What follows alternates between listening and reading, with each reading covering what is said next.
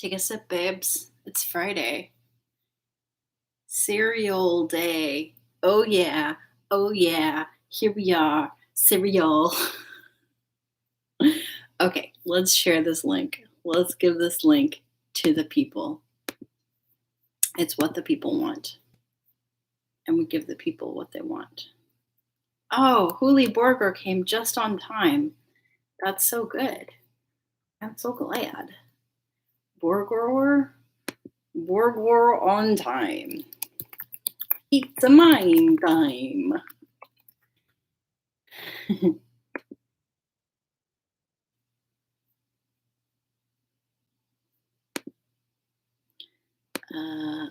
It says two people are here.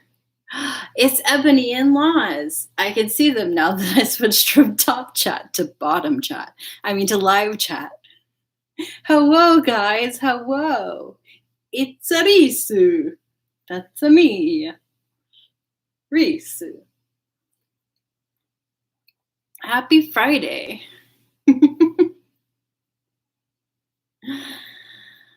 I'm so glad you guys are here. And I'm so glad that I am here. And I am especially glad that we are all here together. But more than anything else in the world, I'm glad that Huli Borger here.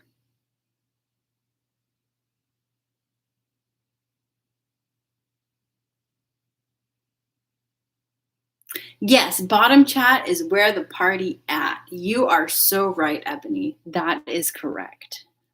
Yee! Also at Friday. This is an interpretive dance representing my emotions about Friday. Gotta get down. This is getting down.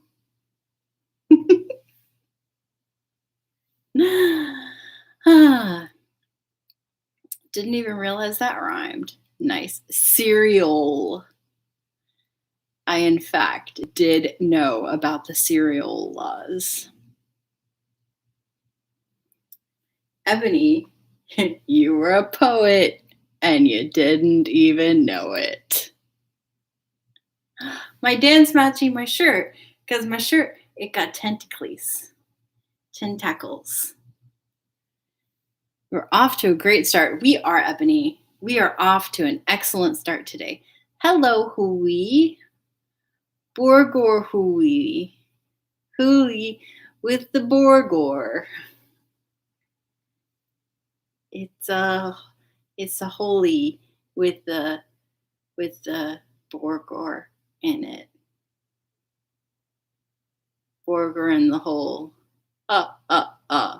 Borger in the hole. Got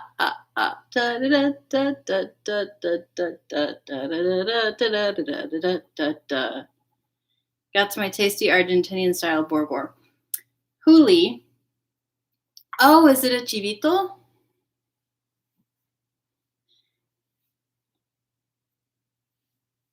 I like me a good chivito, especially if it has an egg on it. Chivito with egg. Yeah. I mean, I don't know what you like on yours, Huli. Maybe you like, I don't know, chimichurri or something.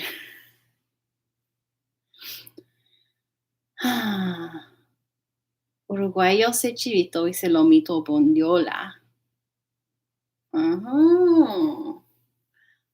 Oh, interesting. Oh, it has egg. Huli, you got the one with egg. Nice. Well, Ebony, instead of having like a hamburger patty, it has like a little steak.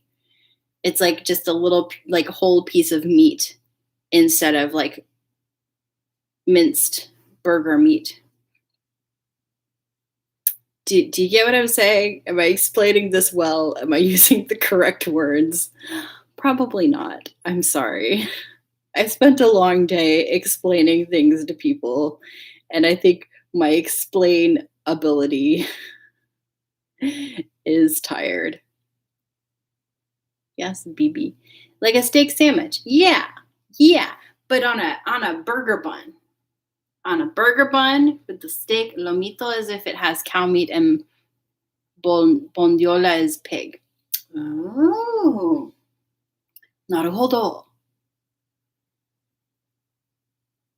Yeah. So instead of being ground meat, it's just like a whole piece of beef or a whole piece of pork, I guess.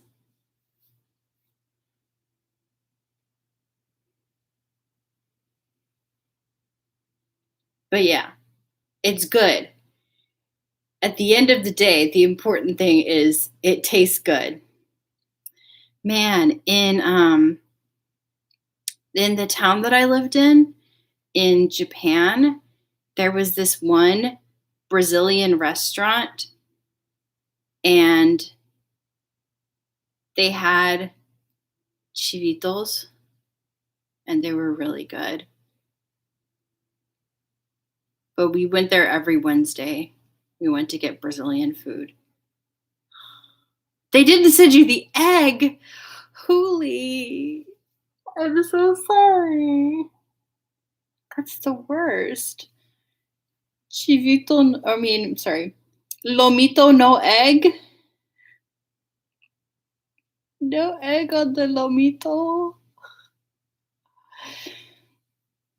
We'll all have a moment of silence for Huli egg.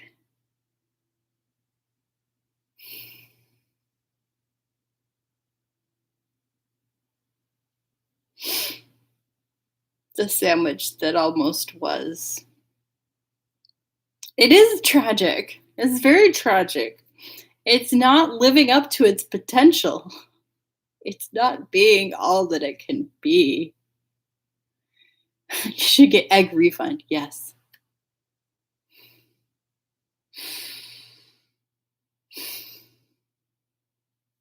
Egg compensation. Get yourself an egg lawyer. Okay.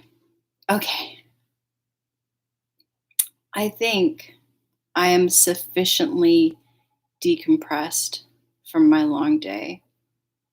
You made pasta and then ate pasta earlier. It was good. Loz, that sounds good.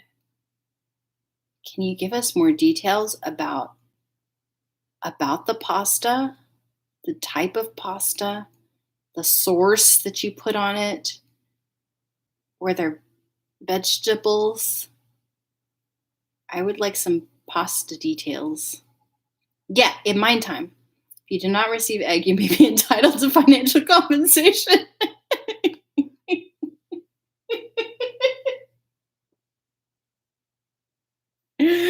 If you've been diagnosed with mesothelioma. Sorry. You are entitled to financial compensation, Huli. I fully agree. If I complain, they might send me another, but I hate complain. Understood, Huli. I feel that.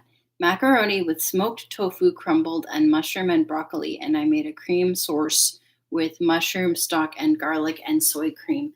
Ooh, Laws, that sounds much fancier than any pasta that I usually make. I usually just I boil the pasta. It's usually rotini. And then I get the jar of tomato sauce, and I put the tomato sauce on the rotini. There you go. Bam, cooking. Just American things. Yes, Ebony. Did you enjoy that, Laws? Did you? It sounds incredible. It is incredible. It's very tasty. Sometimes I have tomato basil, or do you say basil? I don't know. Sauce. And sometimes I have arrabbiata. I have the arrabbiata right now. It's easier than it sounds. You just saute everything together. I mean, it sounds real tasty, Laws. It sounds real tasty. See, for me, the difficult thing is actually like mustering the brain power to think of the list of ingredients and then ahead of time, before I actually want the food, purchasing said list of ingredients.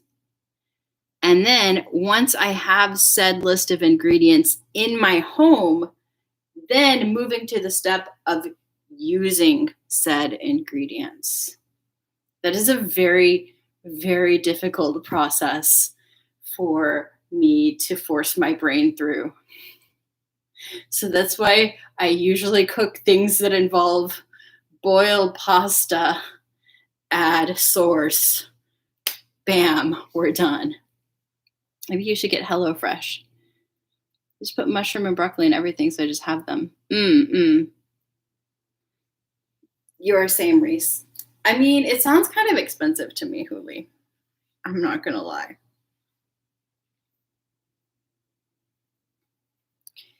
Well, dearly beloved, we are gathered here today in the sight of mine for an interrogation. Are you ready?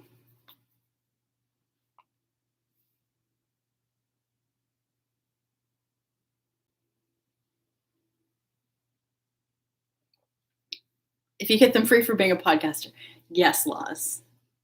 That's the secret. Who wants to start a podcast with me just so that we can get free promotional items?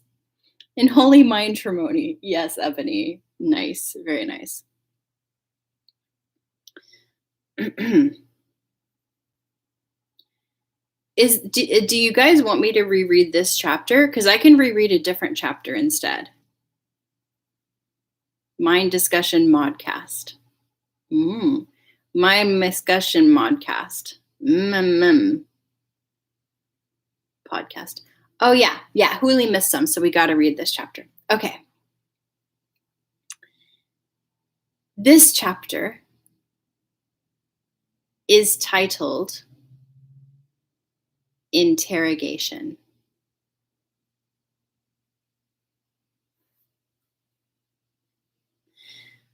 I was seated in a chair right in the middle of Sylvester's office. A cold sweat ran down my back as my eyes flitted from Sylvester to Ferdinand to Karstedt. Why does everyone look so mad and scary? Clear the room, Sylvester ordered. Aside from Rosamine, only the three of us are needed here. Lord Sylvester, will you not need someone to explain what happened while she was sick and unconscious? Richarda asked. Stand down, Richarda. We can ask for more details later on if we need them, Sylvester replied, furrowing his brow as deeply as Ferdinand usually would. My retainers all obeyed, shooting me worried glances as they went. No, don't leave me here to die.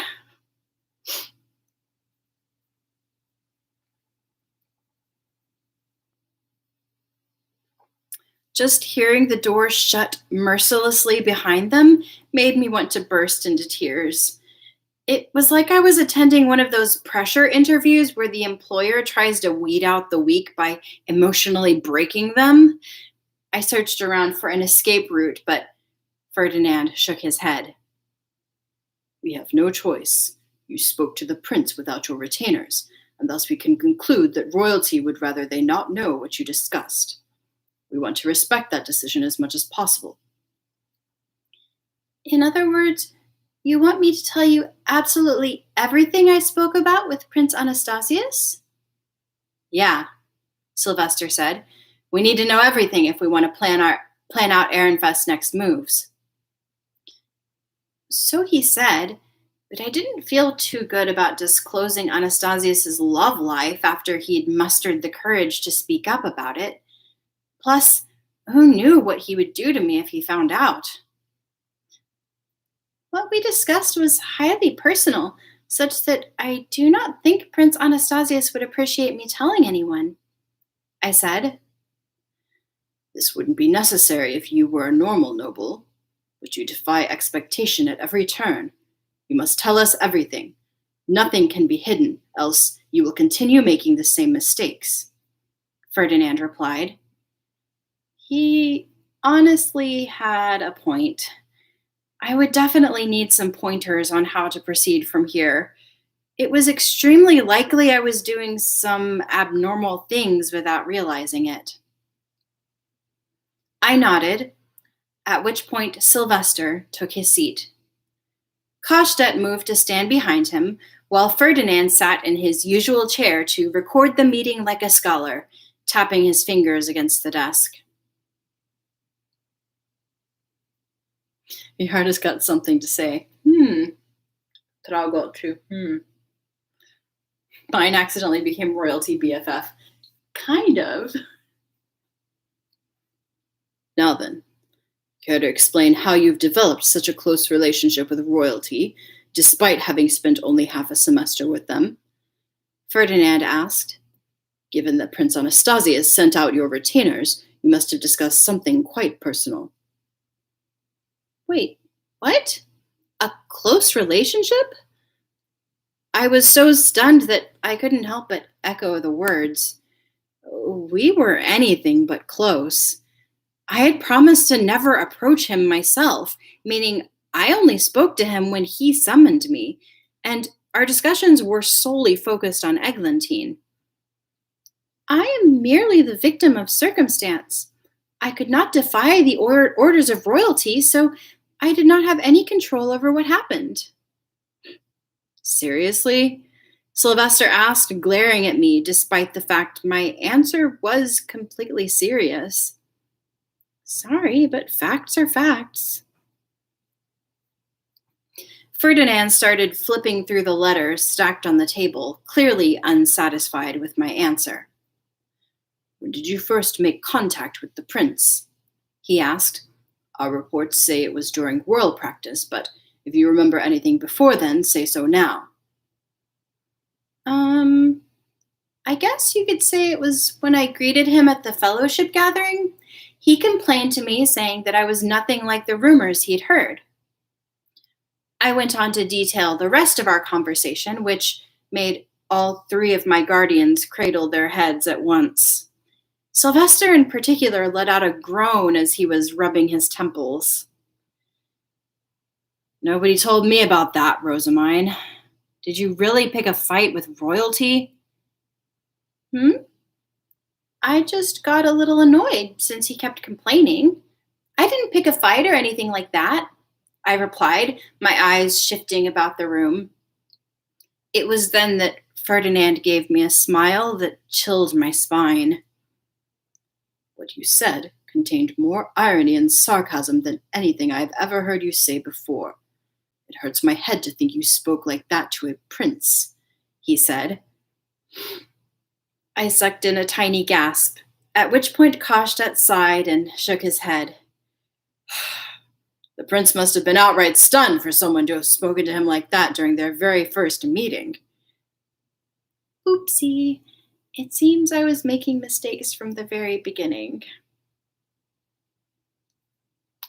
What'd she say? So that was the thing where, yeah. Basically, she like obliquely blamed the royal family for the mana shortage. And she was like, I wish that you would give us back all of those blue priests and shrine maidens that you took from us, except like in flowery noble language.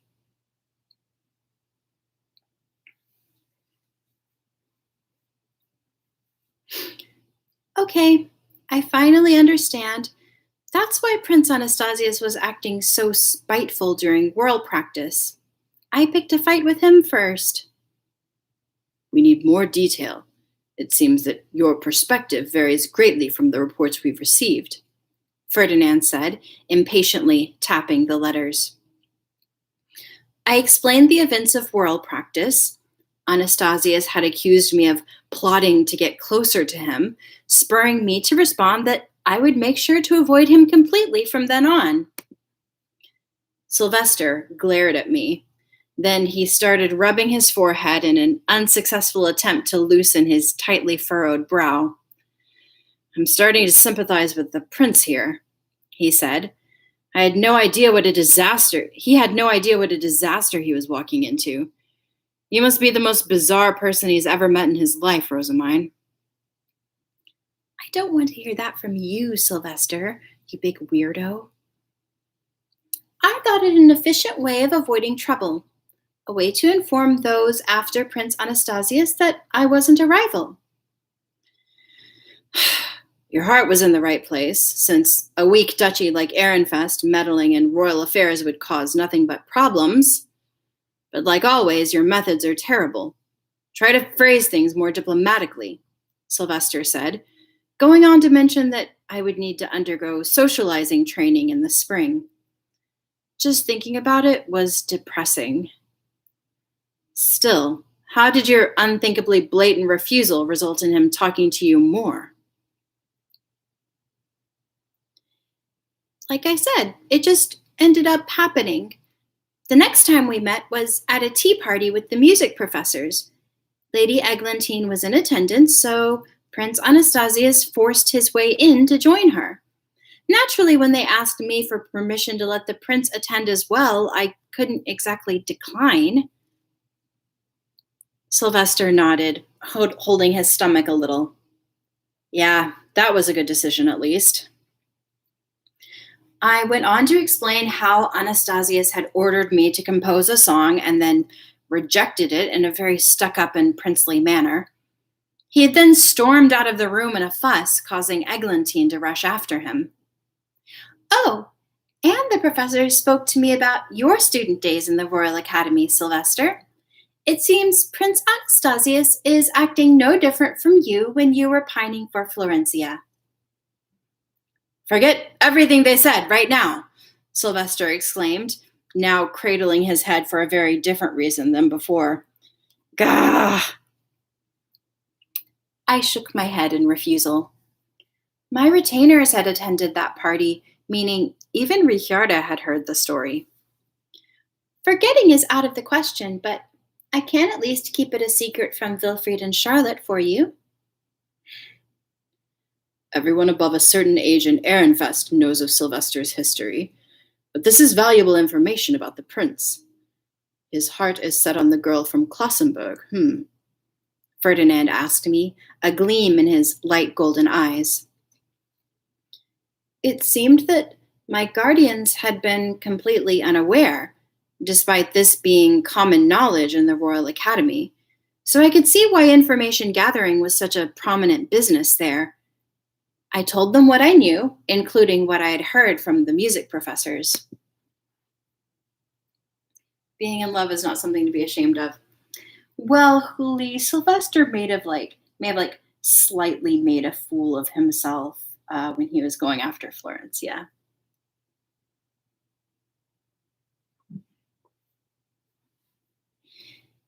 Is this valuable information then? I asked.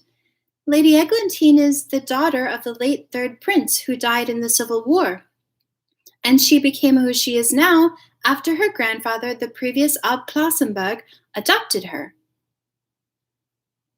Sylvester, Ferdinand, and Karstedt all deeply inhaled, their eyes wide.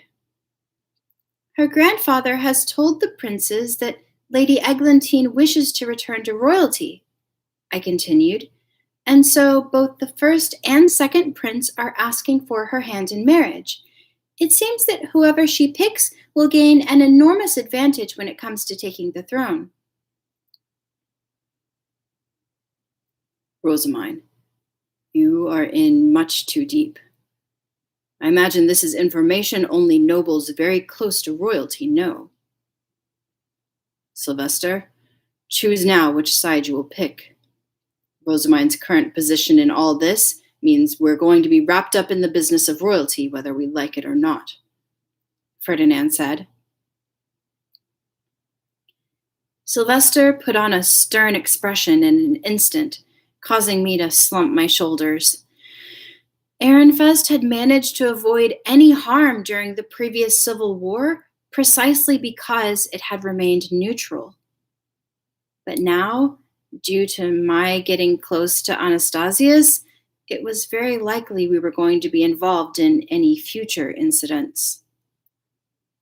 What if our duchy comes to harm, or is even destroyed because of me? Rosamine, we haven't heard about your summons from the prince yet. You met with him again after the tea party, right? Sylvester asked. To explain that, I must first begin with Schwarz and Weiss. You mean when you became their master while registering at the library?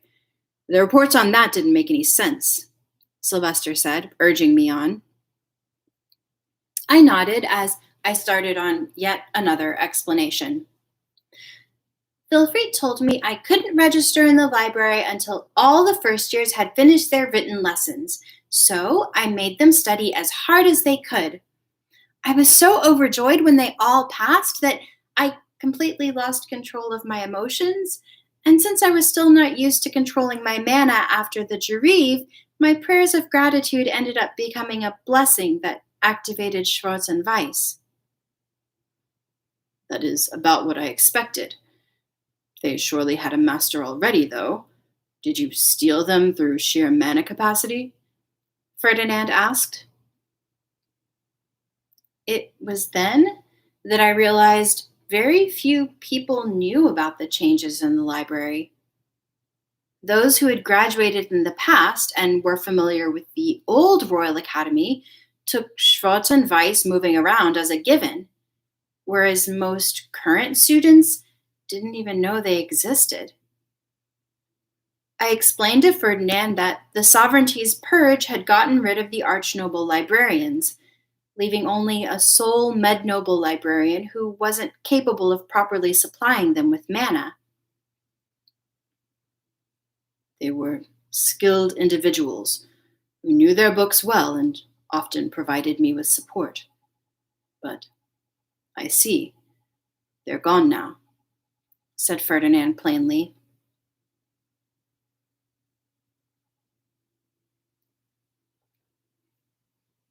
Yeah, Ferdy's wins. Sylvester rested his head against his desk and let out a heavy sigh.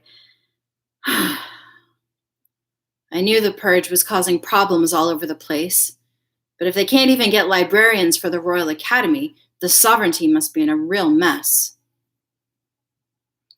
The sovereignty was composed of the winners of the Civil War, and since Ehrenfest had remained neutral, our connections to them were weak. On top of that, few Ehrenfest students had grades impressive enough to warrant their invitation to the tea parties of those in higher-ranking duchies, so information of that sort was in short supply. He did, Huli. We already knew a little bit about that because I think Professor Hirschur mentioned that she sent him to the library often to do research for her. So we already knew that Ferdinand spent a fair amount of time in the library compared to most Archduke candidates. Yes, Ebony. Professor Solange was truly struggling without Schwarz and Weiss.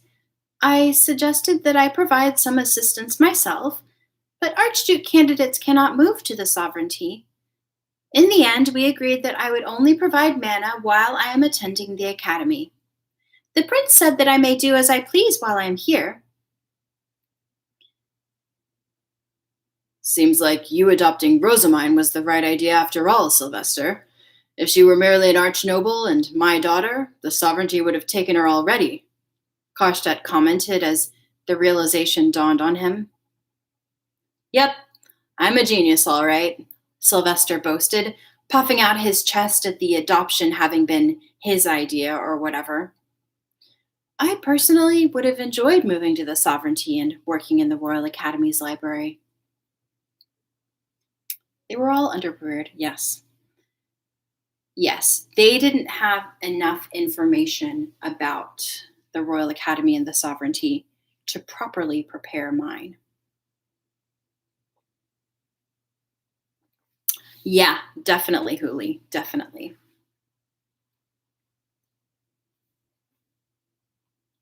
Still, to think you would become their master without even touching them. You truly are something else. Ferdinand mused aloud. But in any case, Hirschor's report said she discovered many magic circles woven onto the two magic tools. We shall discuss those in depth later. Oh, that reminds me. I actually have a bunch of packages for you from Professor Hirschor. She wants you to repair the magic tools you made for her in the past. Also, it turns out we need your help with Schwarz and Weiss. Traces of a pleased smile played on his lips. Now seemed a good time to tell him about the other things I had for him. As for gifts, I have brought songs dedicated to the goddess of light and wisdom that I composed alongside Rosina. I would appreciate it if you considered arranging them. The song for the goddess of light is to be given to Lady Eglantine by Prince Anastasius. Sylvester frowned. You didn't mention that, Rosamine. Did I not mention it just a moment ago? I said that Prince Anastasius told me to compose a song, only to then say he didn't want it and storm out in a fuss. It is no surprise for someone in love to act so strangely, and seeing as he sent me the request before anyone, I thought it best to deliver the song to him anyway. Would you rather I just give it to Eglantine directly? I asked, causing Ferdinand to rub his temples. You should first ask the prince what his intentions are. Do not make this decision on your own. But I can't do that, I replied, shaking my head. I promised not to contact him myself, remember? I wasn't about to break a promise with royalty. Rosamine, do you truly intend to ignore the request of a prince for such a trivial reason? I'm not ignoring him. That's such a misleading way to phrase it. I am merely waiting for him. I am patiently waiting for Prince Anastasius to contact me. He will come to me when he remembers that he needs it. Have you finally lost the last of your wits? The prince would never come to you. He'll come. I mean, he came to the library when I was reading once and dragged me away, I said, feeling the frustration of not just an afternoon, but 4 whole days of reading time being taken from me all over again. My 3 guardians looked at me with shock. Rosamine, Sylvester exclaimed. Do you mean to say he didn't summon you while you were in the library? He actually came to get you in person? You made him come to you? That's insane. But I didn't want to talk to him myself. As I've said enough times now, I promised not to contact him, so... Rosamine, take back that promise, Ferdinand said. Do you want the prince appearing and dragging you off every time he needs you? Do you want people to determine you are important enough for the prince himself to approach you? Your actions here are paving the way for unthinkable rumors, and you will make so many annoying enemies that you will no longer have any time to read.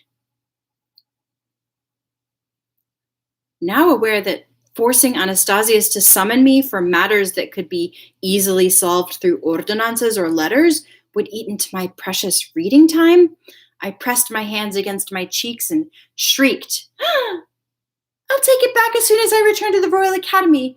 I don't want to lose even more reading time. Good grief. With your utter lack of social skills, it may be best for everyone if you did remain holed up in the library at all times, Ferdinand said, his exhaustion unmistakable. My appreciation for him immediately shot through the roof. Someone else is agreeing it's a good idea for me to stay in the library? Heck yeah! We should make this a yearly holiday. I never want to forget this moment. I was so overwhelmed with glee that I abruptly stood up and shot both hands into the air. Ah, goodness, you're like a god to me right now, Ferdinand. Praise be to... I need no prayers. Sit down. That's too bad, I guess. Rosamine, have you made any more blunders with royalty? Sylvester asked, his voice almost an agonized cry. Please tell me that's all you've done.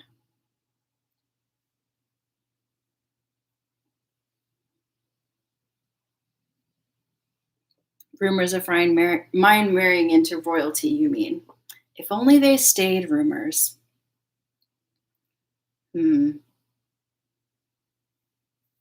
Ferdinand is like a god to you too. Yes. Indeed he is. Oh, I like those little sloths, Ebony. They're very cute. I detailed the events after Anastasius had come to take me from the library. He had dragged me away. I downed a potion, and then my head went so fuzzy that I passed out. Why did the prince take you away? Ferdinand asked. Love has consumed him, I replied. He wanted to know what Lady Eglantine and I discussed at our tea party.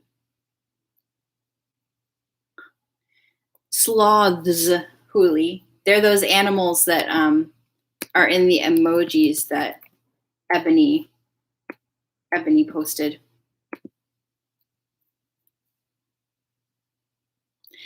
I explained that Eglantine was afraid of becoming the catalyst for another war, and that she didn't want either prince to escort her during her graduation ceremony. I also mentioned that Anastasius had realized something after hearing these wishes.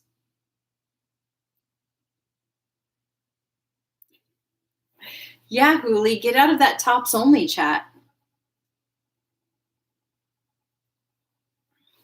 Let the bottoms in, Huli. Let the bottoms in.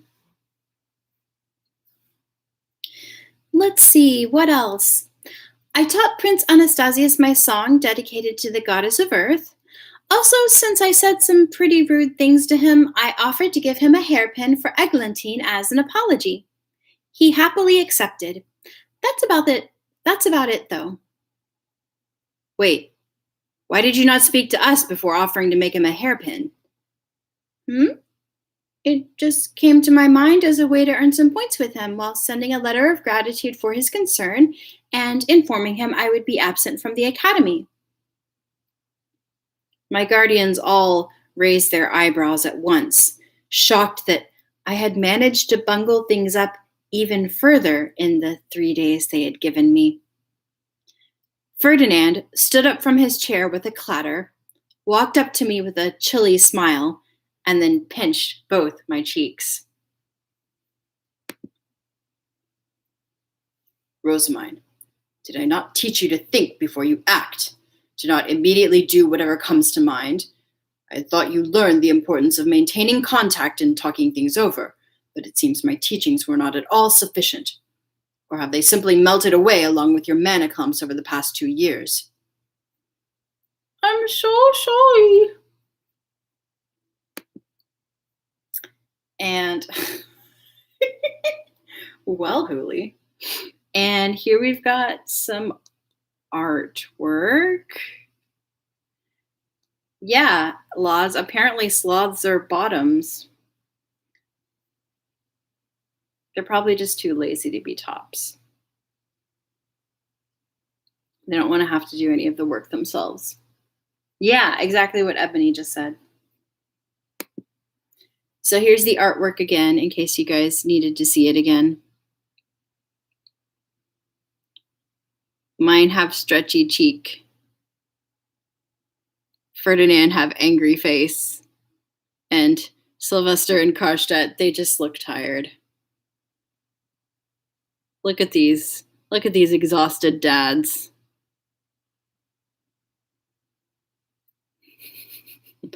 Ferdinand only slightly crazed. And then little stretchy mine. Look at her. She's so cute. Sylvester is very pretty. You are very correct, Huli. He yelled at me not to make decisions on my own when uncertain, and to instead send messages back home for consultation. Wilfried was doing this already. He had apparently sent many questions to Ehrenfest when looking for ways to contain me. I clapped my hands together, having not realized that was an option, and my guardians all put their heads in their hands as one, now completely aware they hadn't prepared me enough for the Royal Academy. Oh, does she have a crown of flowers? Oh yeah, she has like I think she has like two hairpins here, like one on each side. You were asleep for 2 years. This is understandable. We will need to educate you on proper socializing before next year, Ferdinand said. It seemed my current behavior was the result of us having prioritized my grades and the dedication ritual when bringing me up to speed. Under normal circumstances, an Ehrenfest first year would never deal so closely with royalty. It is unthinkable. Ferdinand continued. Furthermore, you have problems with your health, and I thought it would take you much longer to finish your classes. My plan was to cover for your poor social skills by allowing you to enjoy the library for a brief period once your classes were over, and call you back prior to the start of the socializing season, and have you return only when the Interduchy tournament was on the horizon. And yet, seems like you surpassed his expectations, Sylvester said with a smirk. Ferdinand responded with a cold glance. You are the one who will struggle to clean up this mess at the Archduke Conference, Alb Ehrenfest. He noted dryly, but Sylvester's focus was entirely on me.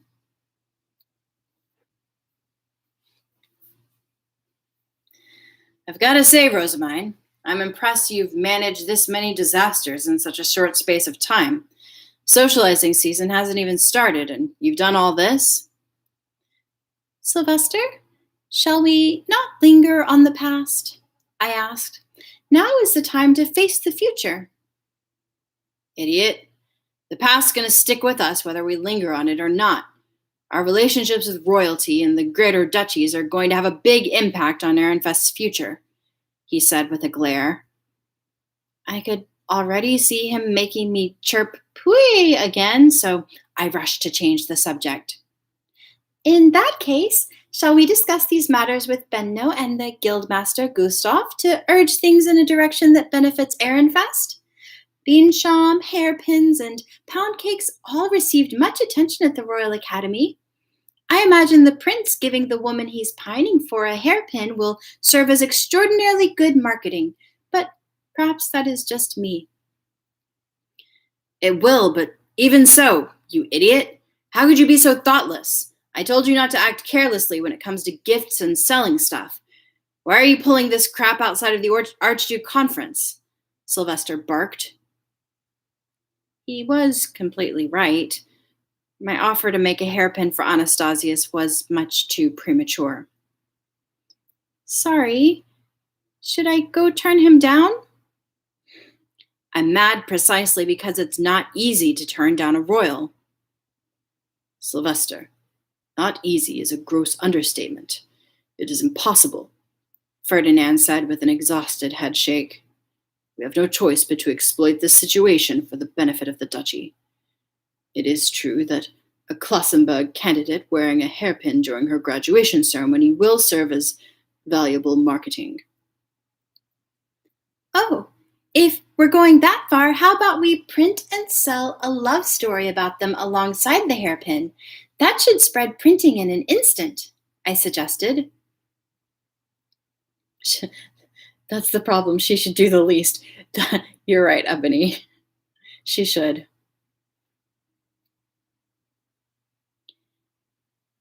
Not a fan fiction. Yeah. Yep. She wants to write that RPF. So problematic of her. While we didn't want to spread our learning materials to other duchies just yet, since we needed to maintain our superiority when it came to grades, we were more than interested in the spread of printing on the whole. A love story about royalty was perfect in this regard. Gossip always spreads faster than anything. If we printed it on a single sheet of paper, similar to a flyer, we could keep the price down too. The more I thought about it, the better an opportunity this seemed to be. We could sell more sheets whenever there was breaking news so that people were able to purchase only the sheets they were interested in, and then we could start selling binders of sorts to store them in. It might even be fun to try to gather all the sheets printed in a year or something. Rosamine, are you saying that you intend to side with the second prince from now on? Ferdinand asked. No, I'm on Lady Eglantine's side. It seems to me that I could write a best-selling story about her regardless of which prince she chooses, or even if she chooses neither. Plus, considering how valuable her hairpin and Linsham marketing is going to be, I imagine she is our best chance at spreading them among high-status women. Will not show backing for one prince. Late 20s and still on stand printing press. A newspaper. She should be doing her mana taxes and having babies. Yeah, she's on Lady Egg's side. The pound cake was also likely to sell well among women who frequently attend tea parties. To summarize, Eglantine was gorgeous, of a high status, and interested in both Linsham and hairpins. She was the best advertising billboard that I could ask for. Despite my list of reasons, Sylvester just shook his head. You're thinking too much like a merchant, Rosamine. Your mind is focused entirely on profit. I'm afraid I still don't understand what else nobles hope to get out of situations like this. Should I not be siding with Lady Eglantine? I asked, looking at Ferdinand. He mulled things over for a moment before lowering his eyes and giving a slow sigh. Your decision is not fundamentally poor. If we are to believe your words, then the question of who becomes the next king rests largely in the hands of the Greater Duchy Klassenburg. It would not be a mistake to side with Eglantine rather than one of the princes. But it is down to Alb Ehrenfest to make the final decision, he said, looking Sylvester's way.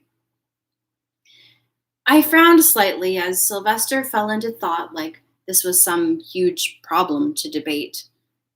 The fact that I couldn't bring myself to care about faction politics really showed that I wasn't much like a regular noble at all.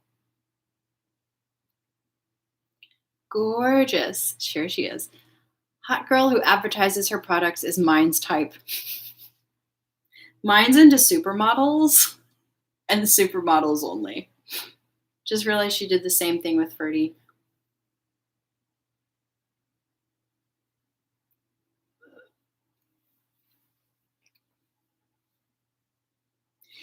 I think we could decide who to stick with later, I said. Rosamine? What matters right now is what we should do when people come asking about Linsham, hairpins, plant paper, and pound cake at the Archduke conference. Prince Anastasius and Lady Eglantine are both interested in these things, and I imagine business deals will take priority over any faction squabbling. As long as Eglantine didn't make her choice right away, things would remain more or less the same for a while longer. It was a decision that would sway the battle for the throne, but we had no way of knowing who she might choose. For that reason, it seemed better to focus on rapidly approaching problems we could actually deal with ourselves.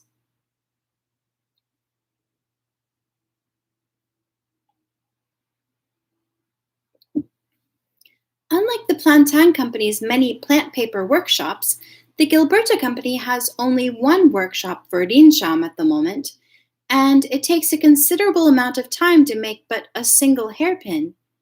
There's much that we need to discuss before we can start exporting either product as an Ehrenfest specialty. Should we make new workshops? Hire more merchants to move the product? Is there anything that will conflict with my magic contracts with Benno? If so, should we nullify those contracts? Should we aim to sell the production methods?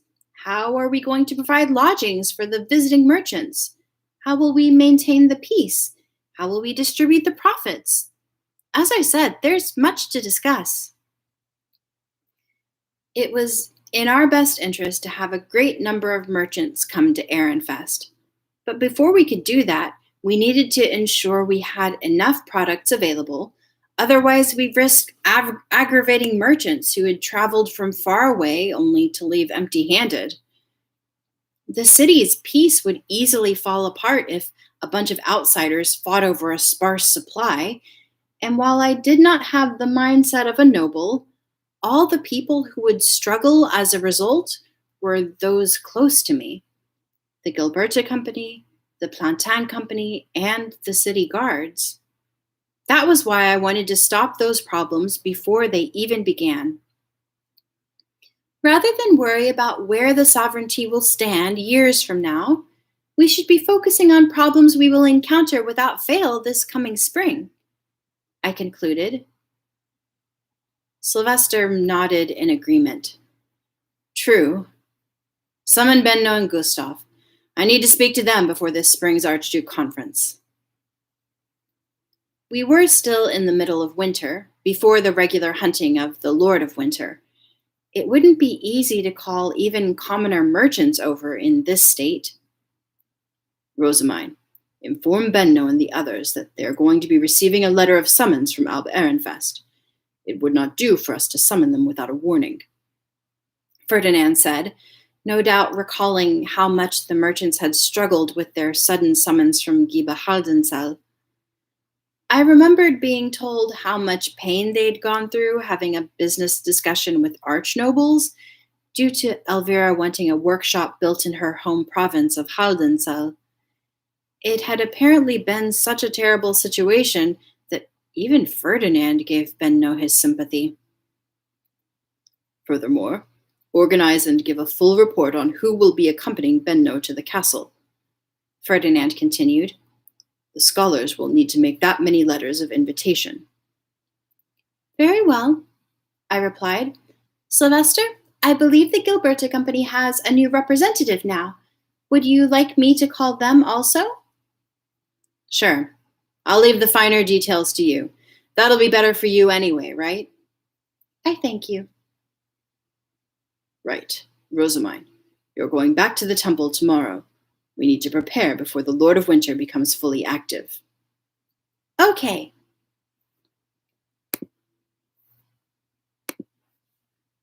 And that is the end.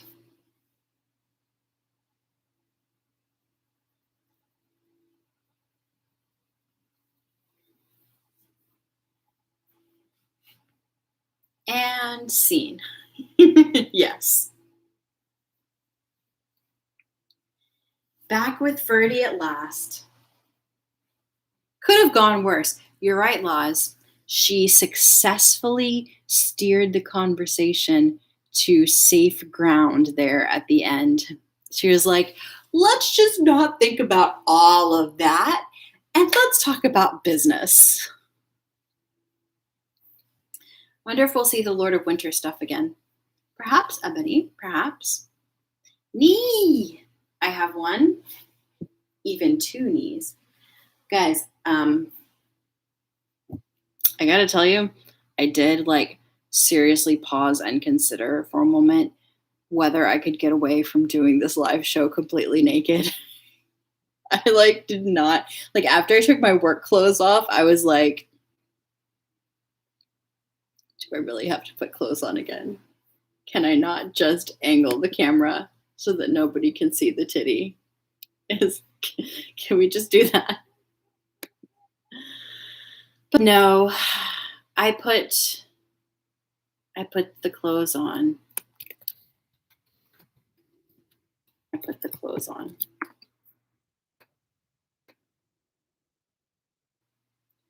Yeah. You had a dream about Ferdy laws? Tell me more about that. Not about him, but he was there and he had like those he had glitter extensions in his hair? Laws. Like what color? Were they blue? Were they blue like his hair color or I know, stupid YouTube rules. I wish I could dream about Ferdinand. Oh, last night I did dream about Anastasius. Iridescent strands. Ooh, that's pretty, Laws. Let Rhys be naked. Yeah, let us be naked. Laws. He just has such beautiful hair. Really, mine should have made Ferdinand the model for selling Greensham.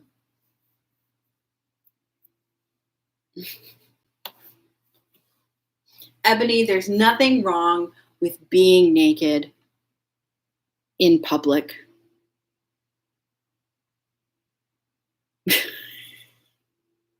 He does. Ooh. Mine should cut his hair in his sleep and sell it. That escalated quickly. Can I know more about what happened with Elvira and Benno? I don't think we've gotten anybody's perspective on that scene. Like we've heard about the aftermath of it, but I don't think we've actually seen that that conversation happen. Yeah. Like people should just be allowed to be naked. Like naked bodies should just be seen as a neutral thing. Like it's just your body. It's no different than like seeing a frog outside without clothes on or like seeing a cat without clothes on. It's just bodies. Just like one strand, lol, not all of it.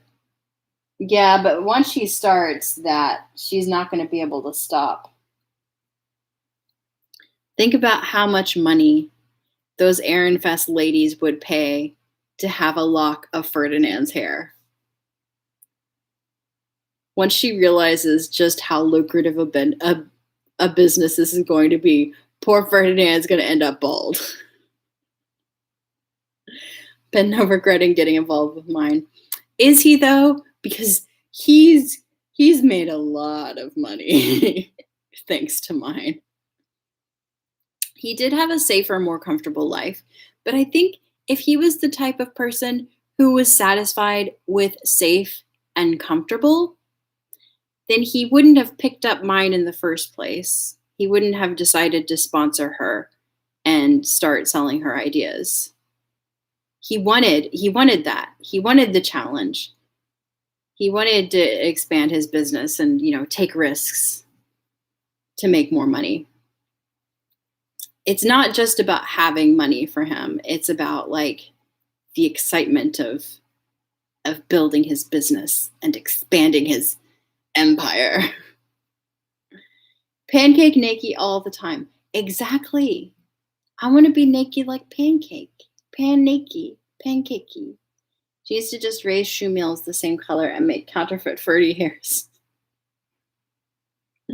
Or squirrels. She needs some little squirrel denans. He wanted the excite, yes. Unless she makes magical regrow serum. Maybe she'll learn how to do that at the Royal Academy. Selvira, we saw the aftermath, but I don't get why it was so upsetting for them. Well, because we'll see more later. We'll see more of this later. But basically, like you have to understand, even for nobles who don't downright see commoners as like subhuman filth, not worthy of being in their presence, like the noble mindset is still that commoners are there to serve them and do whatever they order them to do. So, and especially like an arch noble whose servants, like who all of their servants are other nobles, like they have probably had, someone like Elvira has probably had almost zero contact with commoners in her entire life.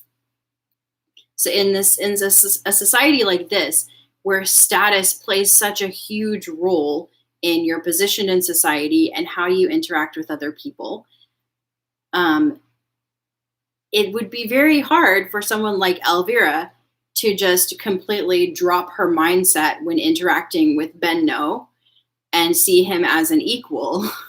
Like she's like, there's no way that she's gonna just like magically, you know, bring herself down to his level and interact with him as an equal. So, in that meeting, you can imagine that she was, her thought process was like, oh, here's a commoner who can do the things that I want. Commoner, go do the things that I want. And just, basically ordered him to do what she wanted without taking into any consideration whether it was feasible or like what time and resources he would need or anything. And from Benno's position, like he's a commoner, and above him are like lay nobles, med nobles, and arch nobles. So like he's down here and she's up here. It's not easy for him to like express his opinions and needs that far up the ladder, and say like, what you're demanding is impossible. So yeah, that's why that conversation was so stressful for him. Squirrel-denans, like that one Courage the Cowardly Dog episode that traumatized me. I don't think I've ever seen that episode, Huli, but I'm glad that I haven't. I had to deal with scary nobles, exactly. In short, they had to deal with scary nobles. Yeah. They can't say no. And also nobles don't tend to do stuff so last minute, I think. Nobles like send lots of notice and planning and ceremony and stuff. When Benno was the fanciest, he was. So yeah, that means that from Benno and the other commoner side of things, they probably had to put a lot of work into preparing for that meeting. And for like anything that they did for the nobles, without dying anyway. And then the other commoners had to deal with other nobles outside Ironfest. Yeah. Mine should make special magic item that creates hairpins. Magical crochet needle. She could, Huli, but then she'd be stealing Tuli's job. I mean, that's mainly how Tuli supports herself is by making hairpins. Yeah. That's Tuli's job.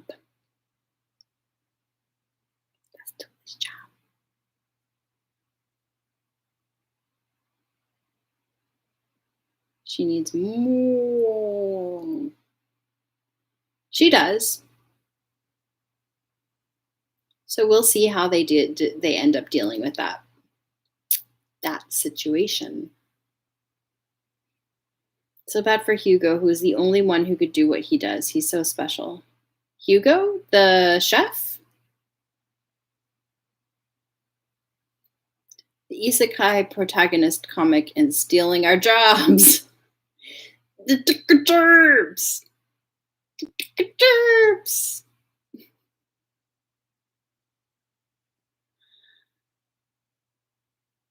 Are you talking about like all of the special dishes that mine taught Hugo to make, Ebony?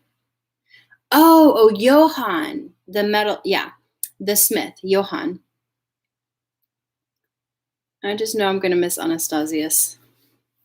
Well, Huli, maybe we will get to see him again someday.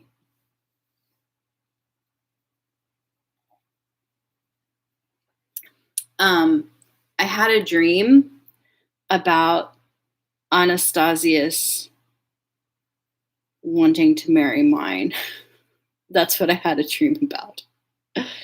They should hire Thule some assistants. Is my life now going to be divided into missing Ferdinand and Sylvester and missing the academy? Yes, Huli. That's what happens when you go to new places and you live in a new place. You get a new place to feel homesick for. It's been so long since you've seen him. Yep. Poor Johann.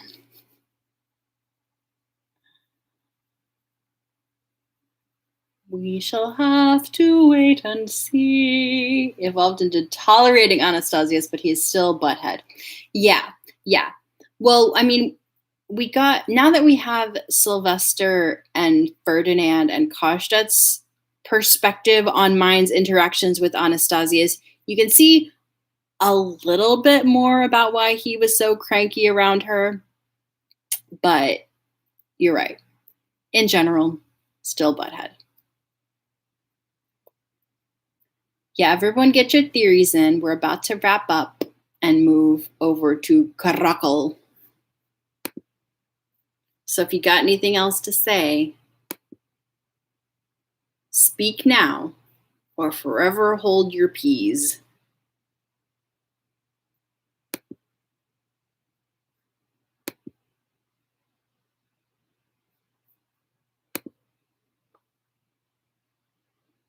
I can't wait till we see you later on. What are we theory about? Okay, then I'll develop them further. Okay, Cooley theory time. For laters. Okay. Cooley theory time laters. Got it. Cooley, feel free to share theories with us anytime you want. I'm prepared. I'm ready to hear. But thank you guys very much for coming. We have Caracal in about 8 minutes. Oh, a couple. I wonder how the Freudian circles will play out. That should be fun. Love you guys.